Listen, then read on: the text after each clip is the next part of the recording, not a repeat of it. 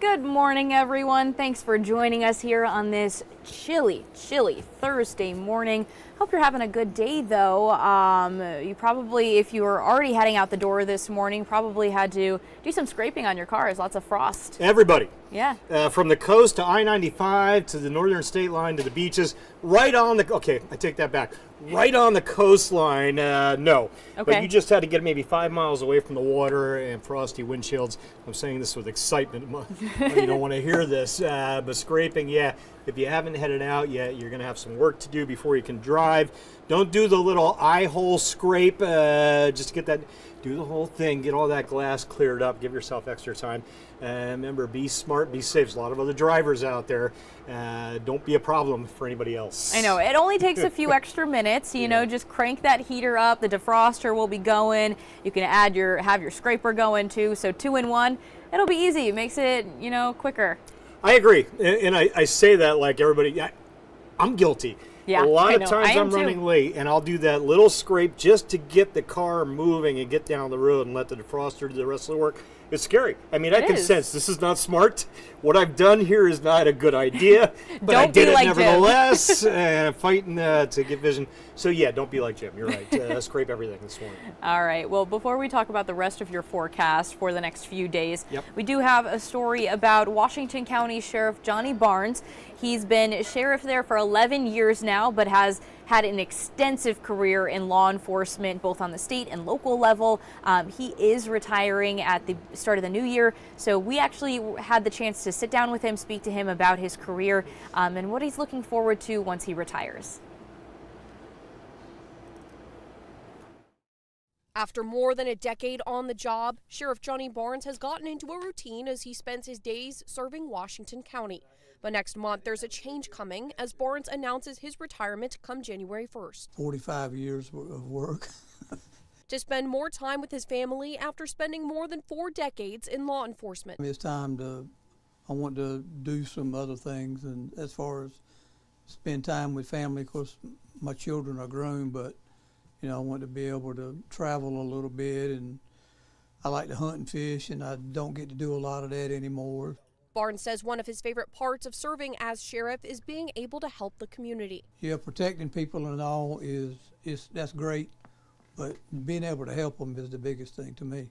It's something people in the county say he's done well over the years. Certainly, Johnny's done a fabulous job as sheriff in Washington County, and he will be greatly missed. As for who will replace him, Barnes has recommended Chief Deputy Arlo Norman carry out the rest of his term. Norman, who's been with the county for more than 20 years, has already filed to run for sheriff in 2026. He says he's honored by Barnes' recommendation and ready to finish the term. It means a lot. That means that your hard work was seen and it was recognized and it was respected, and I'm ready.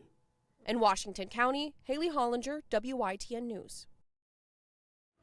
All right, well, congratulations to Sheriff Barnes. You spent so many years dedicating his life and service to the people of Washington County as well as around the state. So congratulations to you on retiring and getting the ability to spend more time with family once the new year arrives. Yeah, it's worth a little applause there. 45 years, nothing to sneeze at. It's a heck of a run, and hope he has a wonderful, peaceful, relaxing retirement and a snow-free retirement, I think, for most people. Say, keep the snow out of here, James. Let's talk frost. We'll switch over to the weather computer.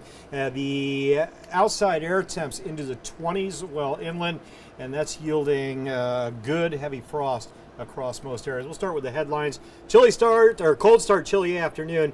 We should make it into the 50s later with that west breeze at about 5 or so. And again, cold rain tomorrow.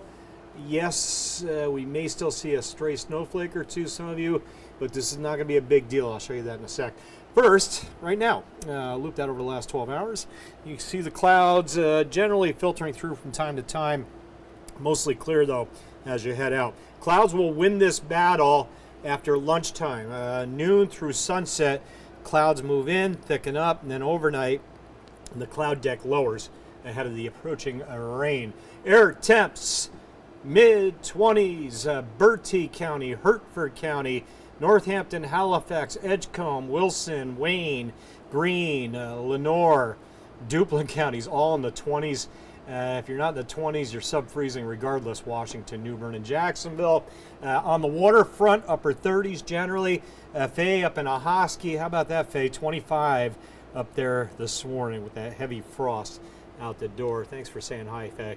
You can see the 40-degree temp right on the Outer Banks.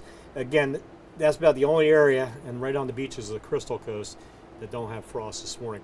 Wind, nope, it's calm. We'll go 5 to 10 on the breeze this afternoon. West to northwest wind. And again, clouds later, but no rain. The sunshine applies to morning hours through about midday. The wind's at about 5 to 10 this afternoon. All right, let's track tomorrow's precipitation. There's lunchtime today. There are clouds starting to slide in. Those will be high clouds initially. It looks ominous or it looks really heavy. It's not. But later in the day, the clouds start to thicken up a little more. We lose the sunlight a little before sunset there, and then that thicker cloud deck tonight eventually starts to spit out a little precipitation. So there's 5 a.m. You got to give a little room to the model as far as timing. Might be a little ahead of that on timing or a little behind it, but generally I'm thinking a couple of hours before sunrise, light raindrops start to develop. The blue shaded area, I need to get a legend on this graphic, that blue shading and then to the pinkish shading, that's light snow to a mix, a little sleet maybe in there towards Rocky Mount. 7 a.m. tomorrow, that's sunrise tomorrow morning. Up in Ahoskie, Faye, you may get a little bit of a mix for a few hours. I do not expect accumulations there. If you get some, it's going to be quite surprising. There's no advisory in Hertford County until you get back to the west. Things could get much slicker once you get to the state line and into Virginia. Same thing north of Raleigh. A little longer period of wintry weather there could bring some slick roads tomorrow morning, midday. There's 8, 9 a.m. Any bit of wintry weather that gets in will likely quickly change over to raindrops from Rocky Mount to Scotland Neck back to Ahoskie as the temperature kind of settles in those low 40s into the afternoon. That is a wet map, folks. Lunchtime into the afternoon continues to rain. 3, 4 o'clock, rain starts to exit the inland areas, and as the evening hours come in, we'll kick it all out of here. Kind of similar to 2 days ago, but the rain not as heavy. 12 hours or so of rain, generally light to moderates. I think a half an inch of rain probably, give or take, should do us on this one. Those clouds stick around over the weekend. Look at Saturday morning. Plenty of clouds, but no precip. Still very cold. Mid-30s, afternoon hours Saturday. Likely struggling to hit 50. Model's trying to get us there. I don't think we'll make it. And those showers down to the south, kind of hit and miss. They may only just brush the beaches. Everything says they'll be where I've got you right there or south of that. So that's good news for the inland areas on parades. I'll have that parade forecast when Gigi and I come back at 8 a.m. We'll dig into those. All right, overnight Saturday night, the clouds thin a little bit, but I think they'll rebuild on Sunday. There's your winter weather advisory. Generally, that implies wintry type weather, not as impactful as winter storm warnings, but maybe an inch or two of snow as you get near the northern state line. Somebody up in Virginia could see 3 inches. I'm not seeing much more than that anywhere, but when you see the purplish shading, generally that means be careful on the roads back there from Scotland Neck, Roanoke Rapids, all the way back to Greensboro. By the way, Raleigh is not in that advisory. They probably will see a little bit of wintry weather tomorrow morning in Raleigh. Short-lived, though, no impacts on the roads. Same thing here. A few snowflakes north, 7, 8 a.m. tomorrow. No accumulations, no worries. If you have to drive tomorrow morning from generally I-95 eastward and let's say 64 southward, you should be fine. Rain potential, I showed you all the rain on there. About a half an inch, maybe somebody hits 3/4 of an inch near the coast. That's nice. On top of the inch and a half we just got, a solid 2 inches of rain in the course of, 4 days or so. Next week, drought monitor. We'll see how that impacts the drought conditions. Should be a nice relaxing of the drought conditions. There's the storm that's going to bring the rain tomorrow as we track it along. The cold air is in place, just not quite cold enough for a snow event here. Close, but not quite. Virginia gets it tomorrow. That's 7 a.m. That low zips along towards the coast tomorrow evening. As it's pulling away, it takes the moisture with it. And once that rain head on out to sea. And then the trailing front doesn't drive southward, it stalls. just off the coast Saturday and Sunday. There's Saturday afternoon, evening. Rain along the Crystal Coast, waffling around there. Generally southern areas still getting a few showers. Sunday, a lot of clouds. No rain until maybe late Sunday night. That next low there, brushing the coast Monday morning. Models looked much more ominous with that storm a couple of days ago. This is looking much better. A little shot of maybe a few cold raindrops, but that looks like it. We'll see if that holds. Monday afternoon, Tuesday, the cold air is locked in. We'll start the warming process, looks like Thursday of next week. All right, as cold as it's going to be here, the folks in Chicago and Minneapolis say it's a beach day here. Ooh. That's the air temp, 3 below zero. This is right now, or 8 a.m., Chicago, Minneapolis, some 5-6 degree below zero. Air temps, wind's blowing a bit. I'm seeing wind chills up there hitting 15 below zero. So before you complain about the cold here, think about our friends up in the Midwest. Gigi's got some of those friends up there.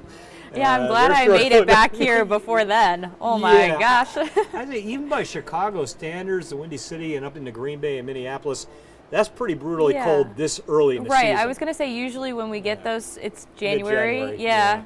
That's a cold map. And that cold air kind of eases eastward. Not quite as cold when it hits New England, but still some very low numbers up there. For us, it's generally upper 40s, low 50s afternoons, and overnight lows tumbling down 20s to 30s. Next 7 nights. Rain tomorrow, 100% chance we're going to be wet with those few AM snowflakes to the north. Saturday, Sunday, 30 to 20. Few showers, southern areas, more so Saturdays and Sunday. I showed you that little low on Monday. That's where that 30 comes in.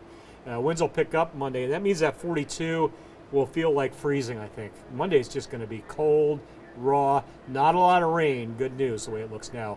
And then we try to climb out of this. Wednesday still in the 50s. But Thursday, there's your good news for the forecast. 60s, trying to get back in. So far out, though, I can't lock that in yet, but model's trending that way. All right, so overall, just tomorrow, you are still tracking a few potential snowflakes early on in the morning for some people, but overall, just like a cold, rainy day. Yeah, don't lock in on the snow chance. This is a chance to see if this is a typical deal for us. The moisture moves in around sunrise, tries to link up with the cold air, spit out a few snowflakes, a little sleet, lasts about an hour or two, doesn't cause any problems. You change over to rain, and it's just a raw, wet, cold day, and that's what we're going to get tomorrow. All right, sounds good. Well, thank you for the update, Jim. And thank you, everyone, for joining us this morning. Also want to say hello to George, who's on Facebook with us this morning. Thanks so much for being here. He's saying, glad the nasty weather is not coming here. I agree. I don't want to see any more snow. I feel like I've seen quite enough this week. I've got a lot of family up in Richmond. They're actually very excited. Oh, these are kind of weather nerds. Is this like their first snow? Or they've had a few? First good covering. They've had some flakes, but this should be 2-3 inches for Richmond. So they got the firewood all stacked up, that's ready exciting. to go. Yep, good stuff. All right, awesome. Well, we'll be back again at 8 a.m. for another news and weather update. So hope you can join us then. Have a great day. This hour of the WITN First Alert Desk is sponsored by Toyota of Goldsboro.